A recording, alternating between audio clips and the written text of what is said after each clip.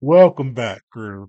We're still catching up from the post-Gen Con wave of TTRPG craziness, but today we're diving into Daggerheart's 1.5 playtest version, which we got to play live again at Gen Con, which is kind of cool because were able to play the debut of it last year at Gen Con, got to see all the cool changes that came this year, and that's what we're going to be doing today.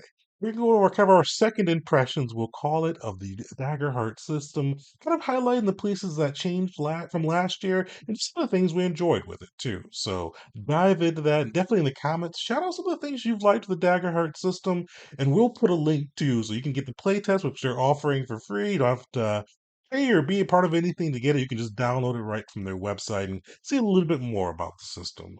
So let's dive in. So for the playtest, we got to or got to play, I should say, the Marauders of Windfall adventure, which is free on the website as well, which is a really good kind of intro into what the Daggerheart system can do. It had some fun combats, some cool scenarios, and it had some spots to really let kind of the three pillars shine between RP, combat, and exploration. So definitely enjoyable, definitely a good way to get your Daggerheart fix, get a feel for the system, I should say.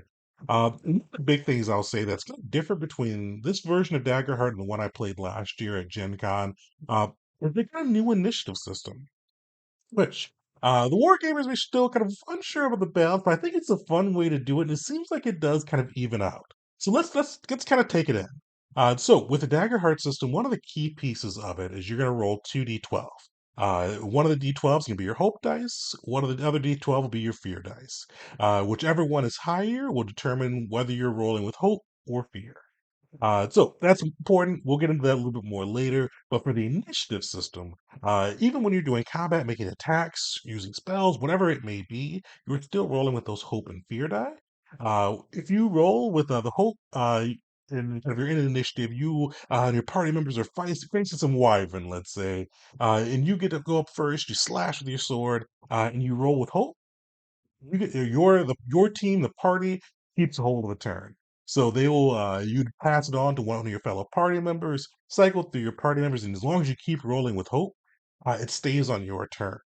Now, I know a lot of you are worried about the balance aspect. The cool thing along with that is each time you get to roll, or each time a player, I should say, gets to take a turn, the game master gets like a point, we'll say, an action. Probably the better way to describe it. We played live in person. He had little tokens he got each time, but basically they get an action they can do for their creatures. So if you go on a long streak of just hope, hope, hope, the game master has so many different actions he can take, and he gets to just run through till he's done. So he basically, until he either wants to save actions or just can't cancel his turn, he gets to make his actions. So if you guys go on a crazy spree, if there's enemies left, even if it's just one lone enemy, they can just go off. Nice thing with this too, especially if you're running like a boss monster, a bigger monster, some of the creatures have expanded actions they can do that take more of those tokens, more of those action points, we'll call it. So if you one of the wyverns or one of the pirate bosses we fought, they had the pirate boss we'll go with. If spoilers to Marauders of Windfall, one of the bosses will say had a blunderbuss that took a couple, I think, two actions to be able to utilize. So it was able to damage everybody, did a crazy big damage, but it took a little bit extra to get it off. So if you do have a long spree of the characters getting to keep going, if hope keeps prevailing until somebody gets that fear, the game master gets to bring it in and still do some cool stuff. It's one of those ones, so I like it. I think it was fun at the table. It was kind of cool getting to wait to see after each roll if the hope would keep prevailing and it would keep to kind of keep our turn going, as well as being able to think tactically with all the different things that would come along with it. So I like that aspect of it. And it's one of the ones I'll say that may not be the most balanced. I feel like it is balanced. I just need to do some more playtesting myself, kind of especially in the game master seat. Uh, but I'm not sure if it's balanced, but I can definitely say it's fun. So that's a cool new feature. I'm interested to see if there'll be any tweaks to it, but I definitely enjoyed it at the playtest at Gen Con. Speaking of cool new features, one of the other things they brought in were combo attacks. So it's always cool to be able to kind of like partner with a fellow player and just kind of just coordinate your actions and make something cool of them. A lot of times, most systems don't have direct rules for them. But the new Daggerheart playtest unveiled kind of these party combo attacks, where you could partner with one person and you can only do one you can only initiate one combo attack per I think it's per combat and maybe per session. So it's only the thing you do once, though you can be comboed with multiple times. You can only be the initiator once. But if you're able to get it off, and if everybody is able to succeed on their rolls and able to hit with it, you could do some crazy damage. We had one combo with the sorcerer and the rogue that I think it was like 100 damage that came off of it because it crit. They comboed, they combined all their stuff with the crit, and it was just ridiculous. So it's fun with that. I think it's a cool narrative moment. Encourages the team to work together to see which of their abilities really combine well. And it's always fun to see those damage numbers get to crazy levels, especially if you're blessed enough to have the dice crit with you as well. So that's another one I think is fun. I wish more systems kind of had built-in rules for doing some of those combo activities because it's one of those things I think people enjoy and it's just really fun to be able to bring to the table. So big shout out to them on that side. Um, Overall, it seems like too between like this playtest and last, they did flesh out the classes a little bit more, especially even looking through the beta test, which I'll throw a link down to the description. I've been looking at it at Demiplane, so a very easy spot to be able to go through and find what you need there. And it seems like they're fleshed out. They've got a lot of options with different subclasses and features you can pick up, along with the domain system they have, where you can kind of pick up like different or well, spells for some classes, spell-like options for other classes. So I liked how they did that. And with the playtest, we got to see a number of the classes get played out. We had the Bard, we had the Sorcerer, we had the Guardian. I played the Warrior. There's another one that we had too. Bard. I think I may have said that, but Bard was named Tegan, so it threw me off a little bit. But it was kind of cool at the same time. I should have picked the Bard to play. They all. I'll say of the classes, the warrior did need a little bit more tuning up, a little bit more actions within the playtest version. Make or within, I should say, the dagger or the Marauders of Windfall version needed a little bit more spice up, a little bit more cool actions they could bring to bear. But it does look like some of the subclasses and things and domains you can add to the warrior to give it that spice. It just seems like they went with a little bit more basic for the Windfall adventure. But a lot of the other classes, I'll pick on the three that I really enjoyed seeing played out at the table. One of my friends that came with me played the Guardian. That one's going to need probably a little bit of the Nerf hammer, but it did seem really cool. It definitely fulfills that version of the being able to stand on the front lines and just take damage. Right now, it's overtuned, so I'm hoping they do a little bit of a pass over that because between their ability to spend three hope and regain their armor and then some of the just natural damage mitigation that was applied to that Guardian. It's one that you could pretty much just stand there and just tank and tank and tank and tank. Especially since you're able to take hits for some of your other players too, in case the enemies wise up and say, "Hey, let's attack somebody else." But it was fun. It fulfilled the class vision. It just needs a little bit of a pass over with the balance. The sorcerer was really cool. Some of the chaos spells they were able to bring to bear. Just crazy damage, very fun, very flavorful. And kind of in that same vein too. I love the rogue shadow features. I got to play the Rogue the playtest last year, and it's definitely seems like they've added more cool stuff to it. It just seems like it's expanding.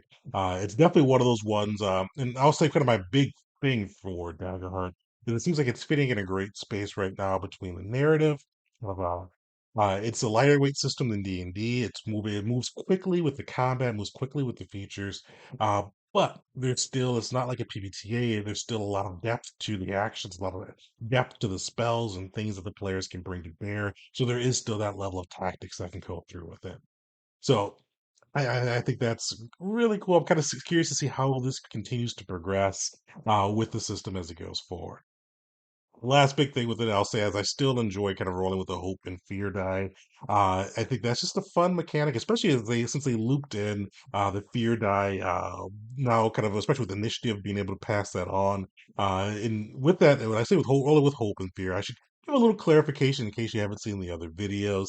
When you roll the 2d12, you always add the results. So even if you roll with fear being your higher die, you could still succeed with whatever you're doing. If you're in the more From RP or exploration, rolling with fear being the higher die, even with the success could add some complications. Vice versa, if you roll with hope being the higher die with a success, there may be some additional opportunities. But either or doesn't make you naturally succeed or fail. The die number still does that. In combat, outside of fear passing it on and hope gaining, or and I should clarify this too. Anytime you roll with hope, you do get a hope point that you could spend. Some of the features like the Guardian ones that let you refresh your armor, take a number of hope. Some of your spells and domain resources take hope. So hope's kind of the currency you get to spend, and you can earn those through rolling or succeeding with a roll with hope. So kind of cool on that side, and I like that they're bringing in some of the narrative pieces with the kind of how hope can add an opportunity, the fear can add some complications. I like those aspects for some like the Forge and the Dark style games. So it's cool to bring that to a different system, especially the more fantasy bent. So I'm interested. I'm very interested in kind of seeing where they go with that and how it plays in a campaign setting versus a one-shot setting. But overall, I really enjoyed seeing kind of how this system's progressed. It's definitely been one that we're going to be taking a closer look at, especially as they get closer to relaunch or to launching. From what I heard at Gen Con, they're thinking 2025. They didn't give a date, but if I had to guess, it's probably going to be at Gen Con next year, unless they want to get a little bit earlier in the year. So I'm hoping by next Gen Con, we may have the book and can make it one of our games of the month.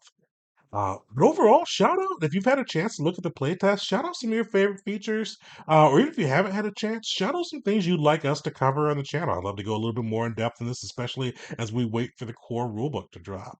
And one of the things I'm looking forward to doing is we've since we got to play Stormlight, the Cosmere system, I should say. We got to play. We're going to be playing next week the Draw Steel MCDM system, and we also were able to play Daggerheart. After I play next week with Draw Steel, we're going to be doing a video where we compare the three. I think they're kind of all going for different spaces, but they're probably the biggest three non D&D TTRPGs that are on the horizon right now, and I'd love to kind of see how they compare and see which system's set for which type of gamer. So keep an eye out for that. That's something we're looking forward to. Also, make sure to come by Thursdays at 7 p.m. Eastern Time to our YouTube channel. Every Thursday from now on, we will have a live actual play running, whether it be our Pandemonium Pathfinder 2E campaign, our Fallout TTRPG of the month, or other games that we're going to be kind of GMing or demoing on the channel, like Volition from one of our players, Chris. So come through, make sure to hang out with us as we do that. But overall, thank you all for hanging out, and till next time.